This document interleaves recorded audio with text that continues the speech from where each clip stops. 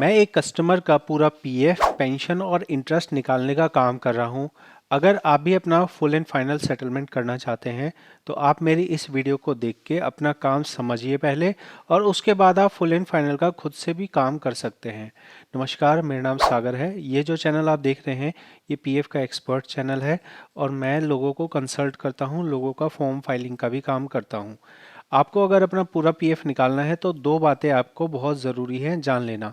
सबसे पहली बात यह है कि पूरा पैसा तब निकाला जा सकता है जब आपने कहीं भी जॉब आपकी नहीं चल रही है, और आपने जो जॉब छोड़ी है उसके बाद 60 डेज से ज़्यादा हो चुके हैं।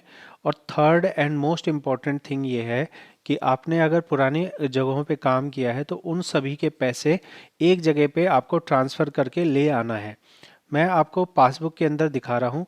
जो हमारी पीएफ पासबुक है, यहाँ आप देखेंगे तो 4 कंपनियाँ हैं, जिसमें से 3 में ज़ीरो नज़र आ रहा है। ये बाय डिफ़ॉल्ट ज़ीरो नहीं होता है, इसके लिए हमने ट्रांसफ़र फॉर्म भरा और उसके बाद हमने पुरानी वैल्यूज़ को ट्रांसफ़र किया। हम यहाँ पासबुक पे अगर टच करेंगे तो हमें नज़र आएगा कि हमारे ओल्ड कंपनी के पैसे ट्रांसफ़र होके आ चुके हैं। यहाँ आप इस लाइन में देखेंगे तो ट्रांसफ़र इन दिख रहा है 1,63,000, मतलब मेजॉरिटी अमाउंट आपका पुरानी कंपनी से आया है। जो पीएफ का अमाउंट है वो 180 है, तो पीएफ का अमाउंट पक्के तौर पे आपको इतना अमाउंट मिलेगा ही मिलेगा। यहाँ पे टैक्स की बात भी आती है, वो भी मैं इसी वीडियो में आपसे करूँगा। आप यहाँ नीचे आएंगे, आपको दिख रहा है यहाँ पे ट्रांसफ़र इन। ट्रांसफ़र इन मतलब पुरानी आईडी के पैसे यहाँ ट्रांसफ़र आए हैं, और ट्रांसफ़र आने के बाद अभी ये माना जाएगा कि सारा अमाउंट एक जगह आ गया। पेंशन का अमाउंट एक जगह नहीं आता है, पेंशन का जिस आईडी में है उसी आईडी में रहता है। अब यहाँ नेक्स्ट पॉइंट जो ज़रूरी है वो ये जानना है कि मैंने सबसे पहले ये जान लिया कि ट्रांसफ़र मैं कर चुका हूँ। उसके बाद मैंने ये देख लिया कि हाँ, मेरा जो सारा अमाउंट है वो लास्ट आईडी में दिखने लग गया है। कई बार ट्रांसफ़र कर दिया लेकिन ट्रांसफ़र कंप्लीट हुआ नहीं है, और आप विड्रॉ के लिए अप्लाई कर देते हो। ऐसे में आपका पुरानी आईडी का पैसा नहीं मिलेगा। हमारा नेक्स्ट पॉइंट जो जानना है वो है कि हमारे टोटल सर्विस कितनी है। अगर सभी कंपनी को मिला के मेरे 5 साल से ज़्यादा की सर्विस हो रही है, और मैं यहाँ पे कोई भी टैक्स नहीं भरूंगा, क्योंकि 5 साल से ज़्यादा होने पे मेरा फुल एंड फाइनल करने में कोई टैक्स नहीं लगता। लेकिन इनके केस में तीन तीन साल 10 महीने है। अब इस 3 साल 10 महीने में अगर 50,000 से ज़्यादा अमाउंट निकल रहा है तो मेरा टैक्स लगेगा। इसके लिए मैं 15G फॉर्म प्रिपेयर करता हूँ। ये देखिए 15G का फॉर्मेट है। इस फॉर्मेट में मैं भरूंगा नाम, pan number, individual, previous account number, previous year, ये सारी चीज़ें भरनी है। इसके लिए सेपरेट वीडियो है जो आप इस वीडियो के एंड में देख सकते हैं। ये मैंने इस तरह से वैल्यूज़ को भरा है। करंट मेंबर का जो अभी जिनका काम कर रहा हूँ उनके लिए मैंने ऑलरेडी फॉर्म प्रिपेयर कर लिया है। इस फॉर्म में सारी उनकी वैल्यूज़ भरी हुई हैं, तो हम यहाँ पे इसको प्राइवेसी वजह से नहीं दिखा सकते। लेकिन ये फॉर्मेट आपको दिखा रहा हूँ, ब्लैंक फॉर्मेट है। इसका लिंक, इस पीडीएफ का लिंक आपको, इस एक्सेल का लिंक आपको डिस्क्रिप्शन में मिल जाएगा। आप वहाँ से डाउनलोड करके इसको एडिट करके भर सकते हैं। और इसके आगे की बात हम फॉर्म भरने में करते हैं। हमने अपने ये डिसाइड कर लिया, ट्रांसफ़र हो गया, 15G हो गया। अब हम यहाँ पे फॉर्म फाइलिंग पे आते हैं। फॉर्म फाइलिंग के लिए हमें ज़्यादा मुश्किलें नहीं हैं। बस फॉर्म फाइलिंग में हमें क्या करना है, अपना फॉर्म 19 भरना है और फॉर्म 10C भरना है। ये दोनों फॉर्म जो है वो अलग अलग होते हैं, और इनके पैसे भी हो सकता है कि अलग अलग टाइम पे आपको आए। आपने एक ही सेम डे में फॉर्म भरा है लेकिन पैसे आपको अलग अलग टाइम पे आ सकते हैं। जब तक ये हमें ओटीपी देते हैं तब तक हम और इम्पोर्टेंट बातें आपसे करते हैं जो कि आपके लिए जानना ज़रूरी है। आपको डाउट आएगा कि ये कितने दिन में हो जाएगा। तो 1910C में कोई भी ऑटो क्लेम नहीं होता है। तो 1910C में हमारा मान के चलिए कि मिनिमम 5 दिन का टाइम मान लीजिए, और मैक्सिमम 30 डेज़ का टाइम मान लीजिए। 30 डेज़ मैक्सिमम उस केस में लगता है जब पीएफ ऑफिस के अंदर जो वर्कलोड है वो ज़्यादा है। आमतौर पे 10 दिन से 20 दिन के अंदर में ये पास हो जाता है। हम जो अप्लाई कर रहे हैं वो रिजेक्ट भी हो सकता है। रिजेक्ट होने के कई सारे मल्टीपल रीजंस हो सकते हैं।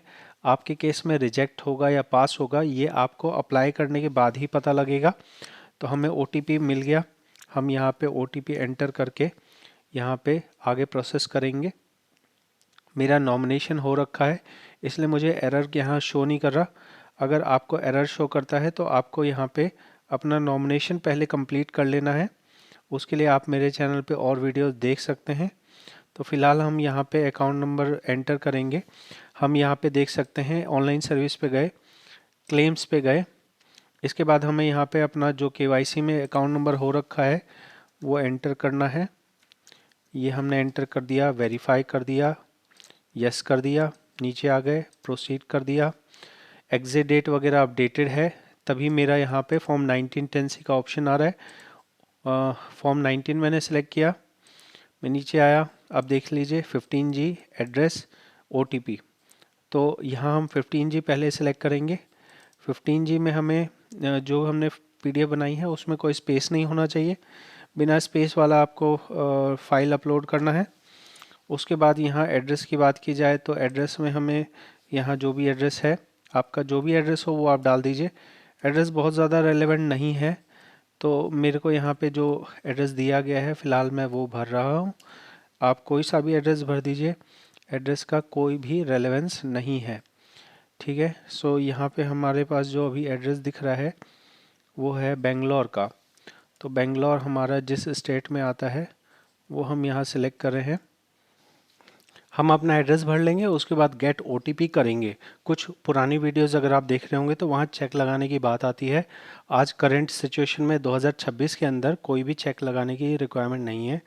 ये फॉर्म जो है 5 जनवरी 2026 को भरा जा रहा है, तो आज तक जो न्यू पॉलिसी है, जो न्यू रूल है वो अभी अप्लाई नहीं हुए हैं। तो अगर आप अपना OTP ये सब फॉर्म अप्लाई करना है तो अप्लाई कर लीजिए, क्योंकि जो न्यू रूल है उसके अंदर हमें लिमिटेशंस ज़्यादा हैं। तो बेहतर होगा कि आप पुराने रूल्स में ही विड्रॉ कर लीजिए, क्योंकि पुराने रूल्स में आपको 60 डेज़ बाद विड्रॉ करने का ऑप्शन मिल रहा है। तो देखिए हमने इस तरह से अपना फॉर्म नंबर 19 फिल कर लिया। अब हम यहाँ पे फॉर्म 19 फिल करने के बाद नेक्स्ट हमारा पॉइंट रहता है 10C भरना। तो हम यहाँ पे अपने जो फाइल है उसको, अब वेबसाइट है, रिफ़्रेश करेंगे। रिफ़्रेश करते ही हमारे पास नेक्स्ट फॉर्म भरने का वैलिड ऑप्शन आ जाएगा।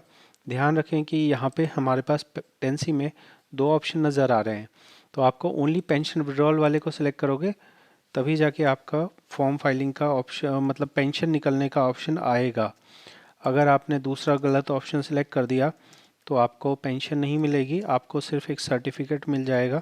सर्टिफिकेट पे लिखा होगा कि आपको जो है इतने टाइम की आपने सर्विस की है। तो अगर आपकी रिक्वायरमेंट ऐसी है कि आपको पैसा चाहिए पेंशन का, तो आपको पेंशन ओनली पेंशन विड्रॉल वाला ऑप्शन सेलेक्ट करना है। ध्यान दें कि अगर सर्विस आपकी अगर ज़्यादा है, 9.5 साल से ज़्यादा, तब आप ये काम पूरा पैसा नहीं निकाल सकते, तब आपको मजबूरी में स्कीम सर्टिफिकेट ही लेना पड़ेगा। तो जो भी यहाँ पे किया जा रहा है ये प्रैक्टिकल है।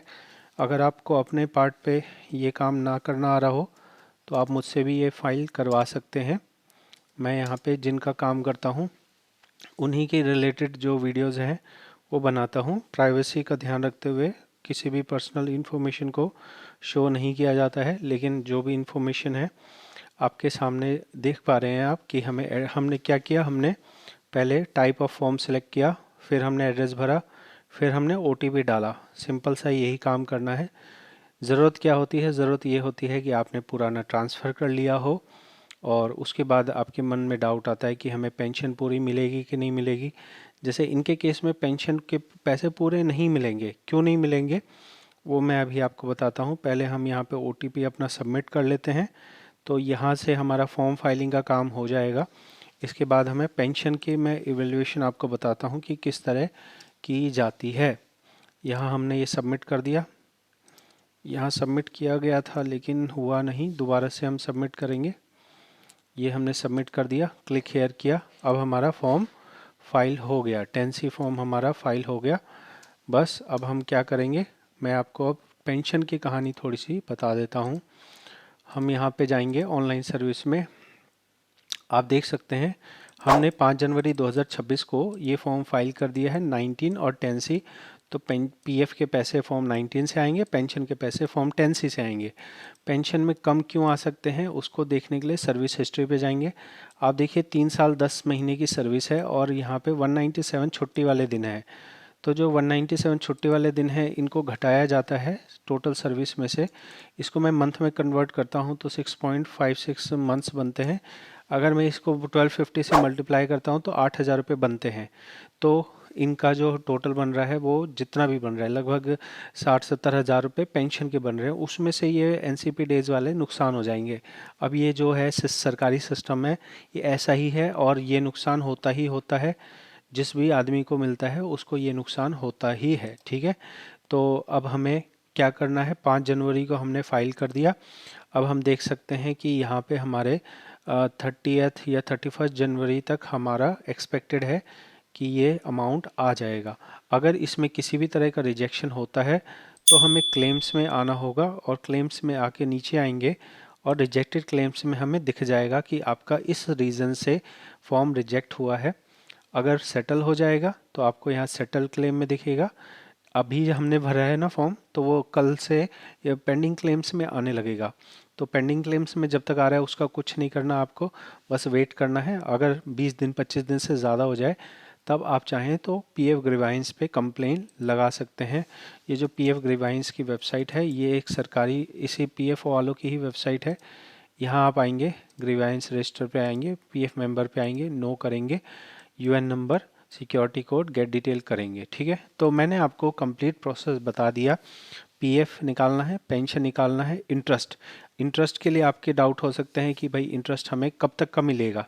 तो मैं 5 जनवरी को अप्लाई कर रहा हूँ। जिस दिन ये सेटल होगा, सपोज 25 जनवरी को सेटल होता है तो पीएफ ऑफिस पहले महीने के हिसाब से इंटरेस्ट देता था, लेकिन अब जो है पीएफ ऑफिस दिन के हिसाब से इंटरेस्ट देता है। 25 जनवरी तक का जितना इंटरेस्ट बनता होगा वो मेरे पीएफ प्रिंसिपल अमाउंट में ऐड कर दिया जाएगा और मेरे को दे दिया जाएगा। पेंशन के ऊपर इंटरेस्ट नहीं मिलता है। तो ये थी कंप्लीट जानकारी। आपको ये वीडियो कैसी लगी है, कितनी समझ आई है, मुझे कमेंट करके ज़रूर बताएं। मैं मिलूँगा आपसे अगली वीडियो में। आप अगली वीडियो 15G कैसे भरते हैं वो डिटेल में देख सकते हैं, या अगर 15G की रिक्वायरमेंट नहीं है तो आप जो है और यूज़फुल वीडियोस मेरे चैनल पे जाके देख सकते हैं। बहुत बहुत धन्यवाद।